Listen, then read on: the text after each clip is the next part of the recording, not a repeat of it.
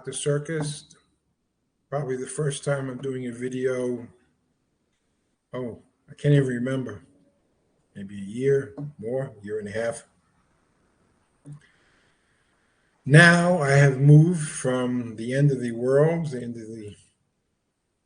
Brazil, to Brasilia, the federal capital, about 3 hours away, where I have super fast internet and no excuse not to do videos anymore.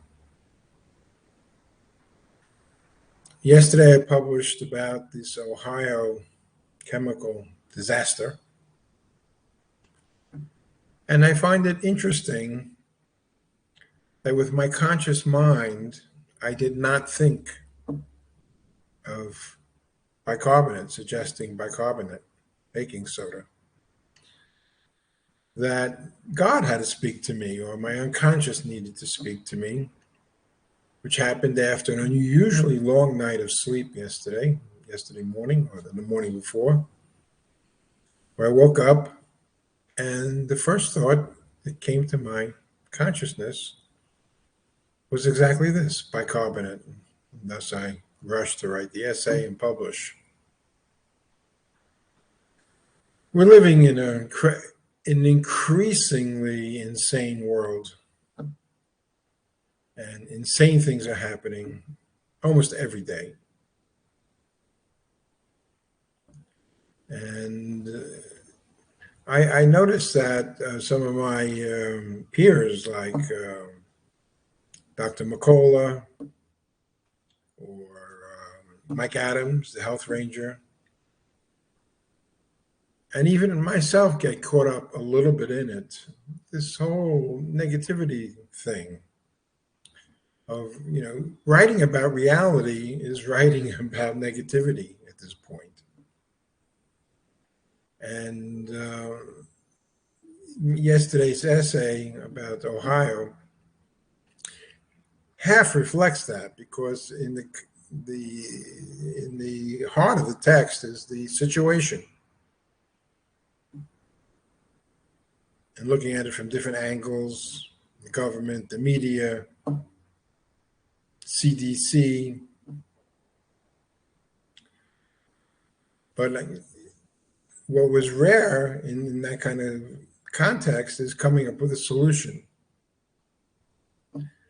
And we need solutions, but to the world's problems at this point, there is no solution. Things are going to play out. And we can pray that we're not going to have to navigate a nuclear war. But even without one, life is just going to become more intense. Things are colliding like avalanches from different sides at the same time. People are confused.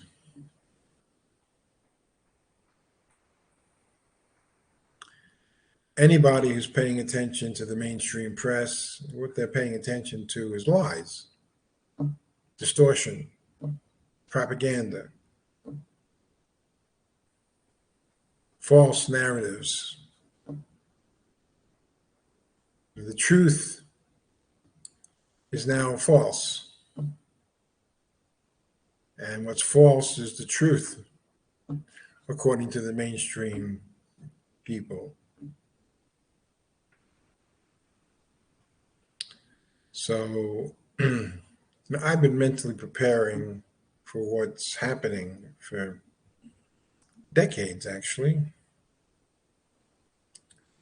for making myself stronger mentally, emotionally, spiritually. When COVID hit 3 years ago, even though I had predicted 10 years before exactly what was happening, I was shocked and emotionally disturbed. It was hurting. But so many things can hurt us. I read this morning another mass shooting in a house, 3 young girls killed, one was pregnant. I mean, almost every day, somebody's shootings, mass killings.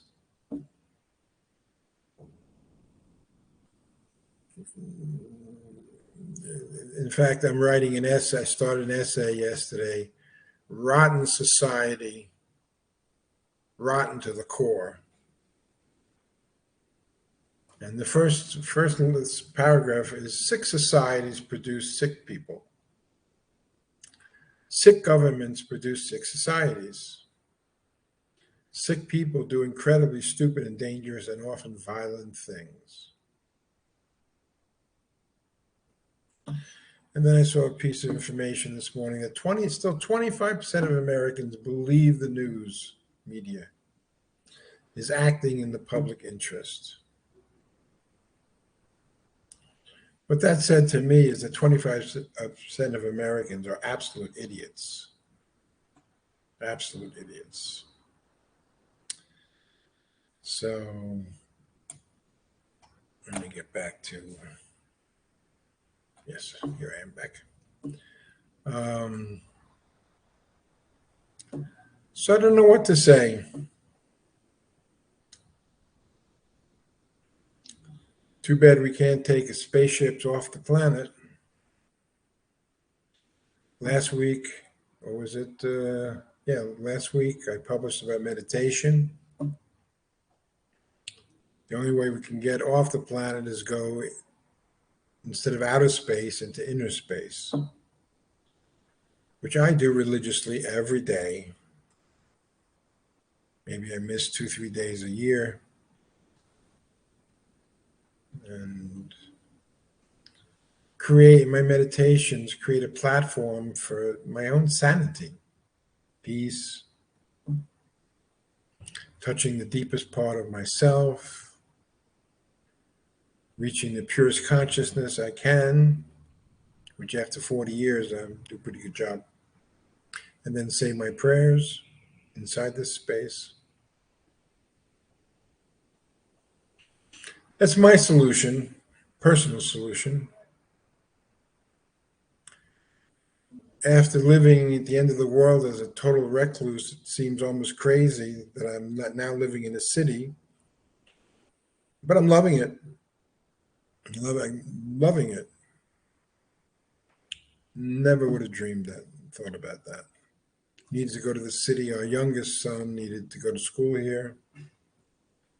So I'll have a ring-size seat to what goes on in the world and in cities around the world. So that's it. This is kind of a personal video. I'm going to really try to force myself to start doing videos regularly on specific subjects. So I hope you all have a wonderful day.